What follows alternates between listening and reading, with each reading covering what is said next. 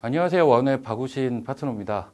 금일 신정부 신투자 핵심 유망주라는 큰 이제 제목을 가지고 오늘 강의를 하게 됐습니다. 새 시대를 여는 주식이라는 키워드를 가지고 여러분들과 좀 이야기를 나눠볼까 하는데요. 현재 시장에 대한 부분들을 먼저 좀 이야기를 드리고 탑다운 방식이죠. 그 다음 섹터에 대한 부분, 마지막에는 결국 그래서 뭘 사는 게 좋을 것인지에 대한 부분까지 이야기를 드릴 건데요. 일단 현 장세의 주요 매크로 이슈를 한번 간단하게 짚고 넘어가 볼 필요가 있을 것 같습니다. 우리가 이제 흔히 매크로 지표라는 단어를, 키워드를 많이 쓰게 되는데, 이 매크로 지표 하면 환율, 그리고 유가, 금리, 요 세 가지를 우리가 3대 매크로 지표라고 원래 많이 부릅니다. 항상 이런 것들을 가지고 우리가 이제 주식시장에 큰 틀을 잡아 나가면서 주식시장이 상승의 가능성을 점쳐보곤 하는데, 지금 제가 말씀드릴 건 이 기본적인 이러한 매크로 지표를 이야기를 드리는 것은 사실은 아니고요. 여기 보시면 트럼프발 관세 내러티브라고 되어 있습니다. 이 내러티브라는 단어는 시장에서 많이들 들어보셨을 텐데 어떤 이야기의 플롯 구조라고 보시면 될 것 같아요. 그래서 트럼프부터 출발했던 이 관세에 대한 이야기들이 아직까지도 진행이 되고 있지 않습니까? 거기에 대한 부분들이 사실은 현 장세에 특히나 이제 매크로 여러 부분들을 아우를 수 있는 키워드 중에서는 가장 강한 그러한 키워드라고 우리가 볼 수가 있겠고요. 그리고 이러한 부분들 때문에 나타나는 현상이기도 하지만 약달러 현상이 나타나고 있습니다. 이 약달러 현상은 종국에는 이제 우리나라 원달러 환율에도 영향을 주게 되고요. 이 원달러 환율에 영향을 주게 되면 외국인들의 수급에도 영향을 줄 수 있기 때문에 현 장세에서 좀 주요하게 봐야 되는 그러한 매크로 이슈라고 볼 수가 있겠습니다.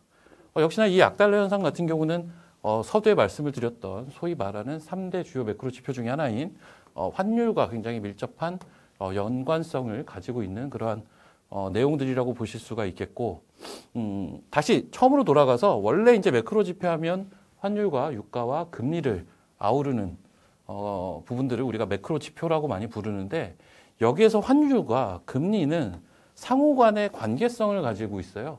그렇기 때문에 사실 이 약달러 현상은 환율 그리고 금리 하면 우리가 이제 미국 국채금리 얘기를 많이 하는데요. 이 부분까지 아우르는 이슈이다 보니까 현 장세에서 주요한 매크로 이슈라고 볼 수가 있다라는 거고요. 사실 유가 같은 경우는 지금 현 장세에서는 그렇게 주요한 그러한 지표로 활용이 되고 있지는 않습니다. 그래서 요 환율에만 좀 집중을 하셔도 좋지 않을까라는 그러한 좀 말씀을 드리겠고요. 마지막으로는 AI 시대가 가속화가 되고 있다라는 겁니다.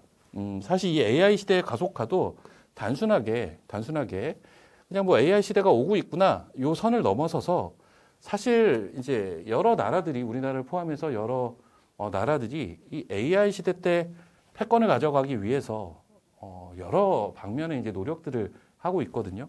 그로 인해서 여러 가지 현상들이 발생이 되는데 우리가 가장 많이 들어본 게 하나가 있어요. 에너지에 대한 부분들을 아마 한 번쯤은 다들 들어보셨을 텐데, 이 에너지 때문에 난리도 아니죠. 불과 이제 수년 전만 해도 유럽을 위시해서 우리나라도 마찬가지였지만 원전에 대해서 굉장히 사람들이 많은 관심을 주지를 않았었습니다. 이 원전을 통해서 생산해내는 에너지가 사실 여러 가지 또 리스키한 부분들이 좀 있다 보니 가격이 쌈에도 불구하고 결국은 우리가 이제 기후 위기를 또 생각을 하지 않을 수가 없기 때문에 그런 부분에서 신재생 에너지로 태양광, 풍력으로 넘어가는, 거기에 이제 수소까지도 우리가 아우르는 그러한 과정들을 수년 전부터 겪었는데 다시 회귀하고 있어요. 왜? 에너지가 부족하니까. 그럼 에너지가 부족한 이유는 AI 시대가 가속화되고 있기 때문이죠. 그러다 보니까 사실 신재생 에너지도 필요하겠지만 과거부터 써왔던 전형적인 뭐 화력 발전 에너지도 필요한 거고요. 그리고 오히려 그 위험성 때문에, 리스크 때문에 조금은 이제 등한시했었던 그런 원전에 대해서도 오히려 가장 먼저 탈원전을 주장했던 유럽부터 지금 원전을 적극적으로 도입을 하고 있는 시기에 다다랐죠. 그 가장 큰 이유도 AI 시대가 가속화되고 있기 때문입니다. 즉, 현 장세에는 뭐 여러 가지 그때그때 시장에서 가장 중요하게 볼 수 있는 이슈들이 있겠지만, 이 세 가지 이슈는 앞으로 올해 내내 아마 계속 이야기가 진행이 될 가능성이 굉장히 높고요. 관세 같은 경우는 전적으로 이 트럼프라는 인물에 대해서 인물이 어느 정도 결정을 지을 수 있는 이슈겠죠. 하지만 어쨌든 그 내러티브는 계속 진행이 될 것이다. 뭐 이렇게 정리가 가능할 것 같습니다. 실제로 요게 이제 그 백악관에서 트럼프 대통령이 이제 상호관세에 대해서 언급을 했을 때 그 화면입니다. 각 나라별로 소위 말하는 보편관세를 넘어서 상호관세라는 것을 매기기로 했었고, 이 당시가 한 4월 달쯤 됐었죠. 그때 전 세계 증시가 좀 급락하는 현상들이 있었는데, 이걸 이제 유예를 해줬어요. 90일간 유예. 뭐 다들 기억을 하실 겁니다. 그러면서 이 90일간 유예, 이게 7월 초까지 이 유예 기간에 포함이 되고요. 현재 이제 6월이기 때문에 이러한 부분들로 인해서 지금 전 세계 글로벌 증시가 좀 반등을 하고 있죠. 근데 역설적으로 또 생각을 해보시면 이 유예 기간이 끝나고 나면 어떤 협상을 또 진행을 해야 할 것인지에 대한 지금 불확실성이 아직 남아 있고요. 특히나 이 관세 내러티브, 이번이 트럼프 2기죠. 트럼프 2기인데 사실 1기 때는 관세라는 키워드보다는 이제 미중 무역 분쟁이란 키워드로 오히려 많이 알려져 있었습니다. 결국은 이 1기 때, 트럼프 1기 때도 있었던 미중 간의 그 무역 전쟁, 소위 말하는 패권 전쟁, 여기에 연장선상이 이번에 트럼프발 관세 내러티브의 핵심이라고 보셔야 되겠고요. 그러다 보니까 최근에 이러한 키워드들이 실제 시장에 많이 등장을 하고 있는 상태입니다. 여기 보시면 가장 이제 관세 관련돼서 여러 이야기가 나왔던 것 중에 최근에 나왔던 것들만 제가 뽑아 놓은 건데, 여기 보시면 이제 상호 관세를 둘러싼 법적 다툼, 미국에서 이제 대법원에서 이 상호 관세에 대해서 좀 제지를 하는 그러한 또 과정들이 있었고요. 그러한 부분에서 이제 트럼프는 대법원을 또 압박을 하고 있어요. 그래서 이 상호 관세뿐만이 아니라 다른 이제 세제 지출 법안, 미국 내에서 또 이러한 법안들이 있는데 여기에 대한 통과도 거듭 촉구를 하면서 7월 4일까지 책상에 올려달라. 저 말이 결국은 그때 90일간 유예를 했던 상호 관세 유예일 이후에 무언가를 이제 하기 위해서 트럼프는 압박을 하고 있는 거죠. 그런데 이러한 압박을 하게 된 이유도 결국은 대법원이 제지에 나섰기 때문이고, 트럼프는 또 이런 이야기를 하죠. 상호 관세를 제동하면 미국은 파멸에 이른다 하고 지금 다시 관세 채찍을 드는 뭐 그런 과정 중에 있습니다. 이러한 과정이 있으면서 결국은 또 중국과의 협상이 뭔가 교착 상태에 빠져 있다는 베세트 재무장관의 최근 발언이 있었던 것처럼 거기에 대한 또 우려도 있었는데 또 이러한 기사가 나오죠. 트럼프와 시진핑이 곧 통화를 하겠다. 그리고 심지어 다른 관세 수단도 있다. 법원을 제동을 걸고 시장에 경고를 하고, 근데 이제 상대방은 어떻죠? 법원에서도 제지를 하고, 그렇죠? 그리고 미국과 중국의 가장 큰 협상 과정도 현재 약간의 교착 상태에 빠져 있다라는 이야기도 있고, 상호관세 유예일까지 남은 기간은 그렇게 많이 남지는 않았고요.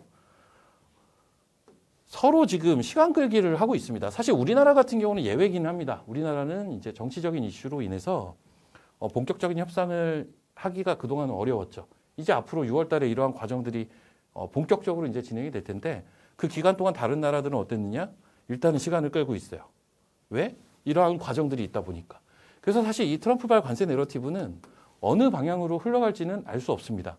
일단은 지금은 시장에 좀 우호적인 방향으로 많이 흘러가고 있어요. 왜? 일단 대법원이 제지에 나섰고요. 그리고 트럼프 같은 경우도 처음에 이제 애초에 이 상호관세를 유예하게 된 이유도 그 당시에 이제 트럼프가 트윗을 날리기도 했었습니다. 오히려 이제 지금 주식을 사야 될 때다라는 트윗을 하고 그날 밤에 상호관세 90일 유예를 결정을 하고 그때부터 미증시와 글로벌 증시가 동반 상승하는 그런 효과가 있었는데 오히려 이제 이 부분을 좀 조절을 하고 있는 단계인데 또 어느 순간에 돌변할지 모른다라는 이런 리스크가 지금 있는 거죠. 그래서 이 관세 관련된 여러 둘러싼 이야기들은 현재 시장에서 굉장히 주요한 매크로 이슈이자 향후에 만약에 시장이 다시 한번 조정의 과정을 거친다면 아마 이 관세에 대한 이슈 때문에 조정의 과정이 한번 나올 수가 있을 겁니다. 그래서 오히려 그때를 또 만약에 진짜 관세 때문에 빠지는 거라면 또 한 번의 기회로 삼아 볼 수 있기 때문에 이 부분은 굉장히 여러분들이 지속적으로 체크를 해야 된 중요한 포인트다. 이렇게 보시면 되겠고요. 자, 그 다음 이제 약달러 현상입니다. 자, 지금 보시는 차트는 달러 인덱스 차트입니다.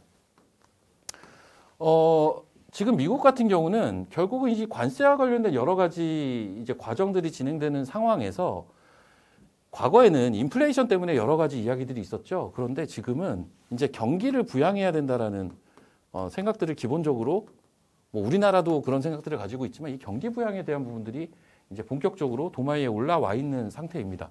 거기에서 지금 미국은 관세 카드를 꺼내 들었고요. 그러한 과정이다 보니까 이러한 부분들이 이제 환에 영향을 주고 있어요. 실제적으로 달러의 약세 현상을 지금 이끌어가고 있습니다. 그래서 지금 올해 1월 달부터의 차트인데요. 보시다시피 1월 달부터 줄곧 하락하는 과정을 이 달러 인덱스는 겪고 있는 상태입니다. 달러의 가치가 지금 빠지고 있다는 건데요. 사실 이 부분이 우리나라에는 이런 현상으로 조금 득이 되는 부분들이 있다라고 일단 보셔야 될 것 같은데요. 저 원달러 환율입니다. 원달러 환율도 우하향인데 사실 원달러 환율은 1월달, 2월달, 3월달, 4월 초까지는 방금 보셨다시피 달러 인덱스는 이렇게 내려오고 있었거든요. 이미 내려오고 있는데 원달러 환율은 플랫하게 움직이고 있었어요. 이 말은 결국은 이때는 달러가 약세를 보임에도 원화가 상대적으로 약세를 보였다는 얘기거든요. 달러의 약세보다 더 약세를 보였다는 의미인데 왜 이랬을지는 결국은 내부적인 이슈라고 봐야겠죠. 내부적인 이슈라 함은 결국은 정치적인 이슈고 그러한 부분들이 옥신각신하는 과정에서 달러의 약세 현상에도 우리나라의 원달러 환율은 좀 플랫한 움직임을 보여왔다. 그런데 이게 한 2달 된 것 같습니다. 급격하게 내려오기 시작을 했어요. 이렇게 한 2번, 3번에 걸친 이런 하락의 과정이 지금 최근 2달 동안 이루어지다 보니까 이제 원달러 환율의 레벨이 올 초보다는 많이 내려와 있죠. 올 초에는 지금 뭐 1,500원을 넘니 많이 했었는데 현재 벌써 1,300원대에 진입이 되어 있는 상태입니다. 물론 이제 과거 1,200원, 1,300원 하던 시절보다는 여전히 높은 레벨이지만 적어도 작년 말부터 해가지고 우리나라 내부적으로 정치적인 리스크를 겪고 있었던 때보다는 확실하게 최근 2달간 환율이 많이 내려왔습니다. 이 부분은 결국은 결론적으로는 우리나라 증시에 외국인들이 리턴할 수 있는 그런 기대값을 가져다주는 결론으로 도달이 된다라고 우리가 볼 수가 있겠죠. 아무래도 원달러 환율이 내려간다라는 건 원화가 달러 대비 상대적인 강세를 보인다라는 거고요. 그러한 부분들은 결국은 외국인들이 원화 자산을 조금 더 선호할 수 있는 배경이 되는 거고 대표적인 원화 자산인 주식을 매수를 할 수 있는 그러한 뒷배경을 만들어줄 수 있는 상황이다. 이렇게 좀 보실 수가 있을 것 같습니다. 자, 그리고 이제 마지막 현재 매크로의 주요 이슈 중에 하나가 이제 AI 시대가 가속화되고 있다라는 건데요. 자, 이 도표는 굉장히 이제 장기 시계열로 시대별 AI 발전 과정을 시계열로 좀 나타내 본 겁니다. 총 이 시계열에 따르면 3번에 걸친 AI 붐이 있었다고 합니다. 1차 AI 붐은 너무 예전이죠. 예, 저도 태어나기 전인 것 같아서 저 시대 자료는 사실 저는 없지만 제가 이제 이 자료를 좀 만들면서 이 1차 AI 붐이 왜 태동이 됐었는지를 좀 찾아는 봤거든요. 결국은 이 1차 AI 붐은 AI에 대한 기본적인 아이디어가 제공이 됐던 시기라고 우리가 볼 수가 있을 것 같고요. 여기 중간에 보면 2차 AI 붐이라는 게 있습니다. 요때가 이제 대표적으로 컴퓨터가 많이 보급이 되던 딱 그 시기거든요. 그 시기인데 요 2차 AI 붐을 지나면서 단순하게 이론적으로만 정립되어 있던 것들이 실물로 나타나기 시작을 한 초창기입니다. 저게. 사실 지금으로부터는 뭐 40년, 50년 전 얘기라서요. 아직도 우리가 실감은 많이 안 나는데 이 2차 AI 붐을 거치면서 여러 가지 과정들이 있었어요. 밑에 보면 전문가 시스템이 발전을 하고요. 머신러닝이 등장을 하고요. 그리고 가장 최근에 2010년대는 딥러닝이 이제 성장을 하죠. 그리고 요때 이제 많이 나왔던 얘기. 요때 언제쯤이었던 것 같은데요. 아마 기억하실지 모르겠는데 그 알파고하고 바둑 두는 모습이 되게 화제가 됐던 적이 있었거든요. 이세돌 구단이었죠, 아마. 그때 결국 이세돌 구단이 한 번 불계승으로 이기고 나머지는 졌던 것으로 제가 이제 기억을 하고요. 그때부터 AI에 대한 본격적인 이제 그 실생활에서의 관심이 이제 생기기 시작을 했고. 근데 여기 차트를 보시면 좀 특이한 게 1차 붐일 때는 올라갔다 내려왔고요. 2차 붐일 때도 올라갔다 내려옵니다. 근데 3차 붐은 어떻습니까? 쭉 우상향을 가리키고 있어요. 지금인데요. 이 2020년대 생성형 AI의 혁명. 뭐 우리가 가장 쉽게 알고 있는 제너레이트 AI, 생성형 AI는 챗GPT죠. 이미 많은 분들이 쓰고 계실 겁니다. 요즘은 이제 많은 분들이 쉽게 접할 수가 있기 때문에 챗GPT를 비롯한 요 대표적인 요 생성형 AI 에이전트들을 많이들 사용을 하고 계신데요. 실제 이제 실생활에 들어오기 시작을 했어요. 이게 한 번 더 가속화가 되면 뭐가 되느냐? 온디바이스 AI 시대로 넘어가게 되는 겁니다. 아까 이제 최근에 2차 AI 성장 과정과 3차 AI 성장 과정 속에서 딥러닝 기술이 발달이 됐다라는 걸 방금 설명을 드렸는데, 이 딥러닝을 통해서 클라우드 AI라는 게 먼저 태동이 되죠. 클라우드 AI가 먼저 태동이 되는데, 사실은 여기에서 지금 온디바이스 AI로 넘어가는 단계입니다. 이 중간에 이제 거쳐가는 과정이 없다 보니까 마지막 엔드 유저인 우리 일반 실생활 유저들이 바로 이 AI를 손쉽게 사용을 할 수가 있는 거죠. 그 초기 단계가 지금 생성형 AI 에이전트라고 볼 수가 있는 뭐 챗GPT를 비롯한 여러 가지 그러한 생성형 AI 모델들이라고 우리가 볼 수가 있겠고요. 요게 우리 이제 뭐 스마트폰이라든지 노트북이라든지 컴퓨터, 퍼스널 컴퓨터 이런 등등에서 바로 직접적으로 AI를 활용할 수 있는 소위 말하는 온디바이스 AI, 내 손 안의 AI 시대가 이제 도래할 것이라는 거죠. 결국은 앞서 도표처럼 이 AI 시대에 보면 과거처럼 올라갔다 내려가는 이러한 단순 붐을 조성만 하는 것이 아니라 꾸준하게 올라갈 것이라는 이야기를 뜻하는 겁니다. 그렇기 때문에 여기에서 서두에도 말씀을 드렸다시피 여러 가지 에너지날이라든지 이러한 부분들이 고려가 되게 되고요. 그리고 이 AI 시대로 계속 가속화되면서 현 시점 기준으로 가장 발전한 기업이 어디죠? 누구나 다 아시는 엔비디아죠. 엔비디아는 뭐 때문에 이 AI 시대의 최대 수혜주가 됐죠? GPU 때문에 됐고요. 그렇죠? 사실 이 GPU라는 건 저도 뭐 게임을 좋아하지만 원래는 이제 이게 그래픽 카드거든요. 쉽게 얘기하면. 그때 결국은 이 머신러닝이 등장을 하면서 딥러닝을 사용하게 되고 생성형 AI 혁명이 일어나면서 이 GPU의 수요가 어마어마하게 늘어나게 된 겁니다. 그러다 보니까 이 엔비디아라는 회사가 어마어마하게 지금 AI 시대의 최대 수혜주가 현 시점에서 되어 있는 상태죠. 그런데 결국은 이 AI 시대는 가속화될 것이고 그로 인해 GPU의 수요가 어마어마하게 늘어나서 거기에서 대표적으로 수혜를 보는 기업도 생겼고 뭐 여기에 대한 수요는 계속 늘어나겠지만 이게 여기서 끝나는 게 아니라 온디바이스 AI까지 넘어간다? 당연히 엔비디아에 견줄 만한 그러한 종목들, 그러한 기업들이 나타날 수가 있겠죠. 그리고 서두에 역시 말씀드린 대로 당장 눈앞에 보이는 뭐 에너지라든지 이런 부분, 원전이라든지 변압기라든지 이런 것들에 대한 관심도 작년부터 해서 계속 뜨겁게 이뤄지고 있는 현상이고 이거는 단순하게 한번 이슈가 되고 말 게 아니라 말 그대로 가속화가 되고 있기 때문에 우리가 현 시대를 아우르는 주요 아젠다로 계속 체크를 하셔야 된다는 거죠. 자, 전반적으로 우리 증시를 둘러싼 여러 가지 매크로 지표, 이제 글로벌 상황까지 고려한 매크로 상황들을 좀 설명을 드렸다면 이제 우리나라만 갖고 있는 이벤트를 좀 설명을 드려야 될 것 같습니다. 조기 대선 이벤트. 이번 주였죠. 이번 주에 이제 대통령 조기 대선 선거가 있었고 결국은 이재명 더불어민주당이죠. 더불어민주당 이재명 후보가 대통령에 당선이 됐습니다. 그런데 사실 이번 조기 대선은 뭐 100%는 아니지만 어느 정도는 많이들 예측을 했던 선거일 거예요. 아무래도 확률적으로 여러 가지 정황상, 정치적인 정황상 가장 유리했던 후보가 당선이 된 겁니다. 그러다 보니 이 가장 유리한 고지에 있었던 후보가 냈던 주요 핵심 공약들 이런 것들이 사실 이미 한 두세 달 전부터 증시에는 어느 정도 반영이 돼 왔어요. 왜? 누가 될지 모르는 변수라기보다는 이 이벤트 자체를 약간 자본시장은 상수로 저는 인식을 이미 하고 있다고 판단을 하고 있습니다. 그렇다면 상수로 인식을 했으니 이미 주가 다 올랐으니 이제는 세론 나고 빠지는 거 아니냐? 그럼 지금 관심 가지기 좀 어려운 거 아니냐? 뭐 이렇게 생각을 하실 수도 있는데 기본적으로 이 대선이라는 이벤트는 이번에는 조기 대선으로 뜻하지 않게 이루어지고는 있으나 결국은 나라의 최고 권력자죠. 최고 책임자고요. 그 분이 이제 진행하는 여러 가지 공약이라는 게 실질적으로 진행이 되게 되면 그 산업에는 어마어마한 변화를 가져올 수밖에 없어요.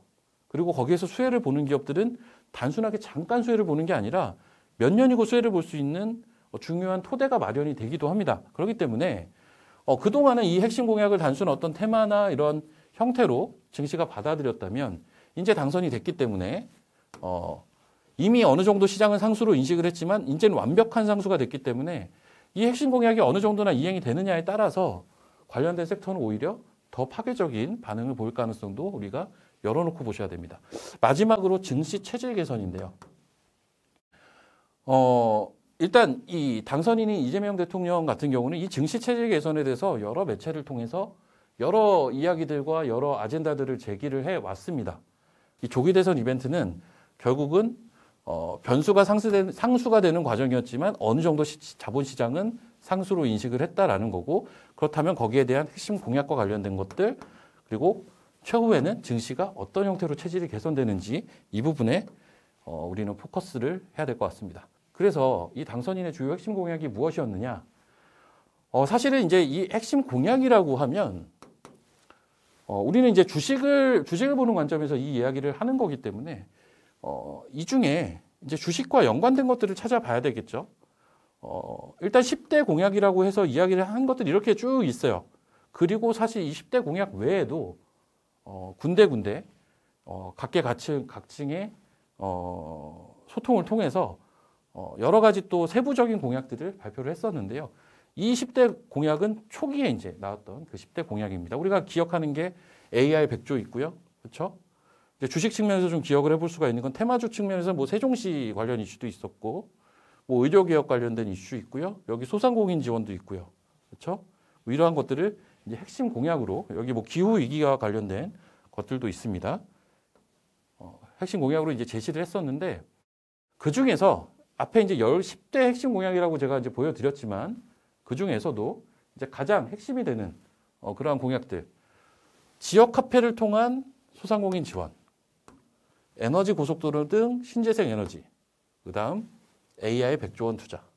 전 이 세 가지가 가장 당선인의 핵심이라고 보고 있습니다. 주식시장에 영향을 많이 줄 수 있는 내용들이라는 거죠. 마지막으로 가장 이제 중요한 건데, 우리나라 항상 들어오던 게 있어요. 요 코리아 디스카운트. 증시가 다른 나라 대비해서 싸다는 건데요. 싸다라는 기준은 우리는 이제 PER이라는 뭐 지표가 있고요. PBR이라는 지표도 있어요. 자산을 가지고 평가를 하기도 하고 수익성을 가지고 평가를 하기도 합니다. 혹은 자본 활용률인 ROE를 가지고 평가를 하기도 해요. 이런 것들을 가지고 우리는 기본적 분석이라고 하죠. 그런데 항상 이러한 지표를 갖다 댔을 때 우리나라 증시는 다른 나라보다 싸다. 왜 싼가? 항상 얘기가 나왔던 게 있어요. 어떤 북한과의 지정학적 리스크. 항상 얘기가 나왔던 겁니다. 그런데 사실은 이런 게 있었죠. 우리나라는 PBR 1배 미만의 저 PBR 종목이 정말 많습니다. 한 3분의 1은 다 저 PBR이에요. PBR이 1배 미만이라는 건 청산가치의 기업의 가치가, 현재 거래되는 가치가 미치지 못하다고 있다는 겁니다. 소위 말하는 비정상의 정상화만 돼도 어느 정도 지수가 올라올 수 있다는 거고요. 거기에 배당이라든지 자사주 소각 관련돼서도 여기 뭐 장려라고 되어 있는데 여기에 대해서도 적극적으로 현 당선인이 이야기를 했고요. 마지막으로 상법 개정안 많이들 들어보셨을 거예요. 이 상법 개정안에 뭐 여러 가지 세부 사항이 있지만 핵심은 주주의 이익, 주주의 권익을 보호한다라는 겁니다. 이런 것들만 기본 토대대로만 진행이 돼도요. 아마 지수는 이게 5,000포인트를 간다라는 키워드가 아마 나왔던 걸로 아는데요. 절대 꿈 같은 지수는 저는 아니라고 봅니다. 그만큼 우리나라는 기본적으로 기업들이 많이 싸요. 그래서 제가 지금 관심을 갖고 있는 3대 섹터라고 누가 물어본다면 저는 이 세 가지를 말씀을 드리고 싶은데, 특히 여기서 첫 번째 남북 경협은 사실 이제 증시 체질을 개선하는 이유가 코리아 디스카운트를 정상화시킨다. 근데 코리아 디스카운트의 원래 출발점은 항상 나왔던 게 남북 간의 그러한 관계. 그렇다면 남북 간의 관계를 개선하고자 하는, 뭐 단순하게 어떤 그 정당의 이데올로기를 실현하기 위해서뿐만이 아니라 남북 간의 관계를 개선함으로써 코리아 디스카운트를 해소할 수 있거든요. 저 PBR 종목을 정상화시켜서 디스카운트를 해소할 수 있거든요. 그래서 이런 것들은 저는 핵심이라고 보고 있고요. 시대를 아우르는 가장 핵심은 AI 내러티브입니다. 그렇기 때문에 이 세 가지와 관련된 섹터, 그리고 여기에서 아이디어를 지금은 찾는 게 수익률 제고에는 굉장히 도움이 되지 않을까라고 저는 판단을 하고 있습니다. 자, 그리고 02-3490-5041, 3490-5041로 전화를 하시면 무료로 여러분들이 와우넷의 최고의 파트너들이 꼽은 최고의 유망주들을 무료로 받아보실 수가 있습니다. 아무쪼록 휴일날 많은 분들 시청해 주신 분들 감사드리고요. 여러분들 이 휴일을 토대로 해서 올 하반기 많은 수익을 거둘 수 있는 그러한 투자 아이디어를 많이 쌓을 수 있는 기회가 되셨으면 합니다.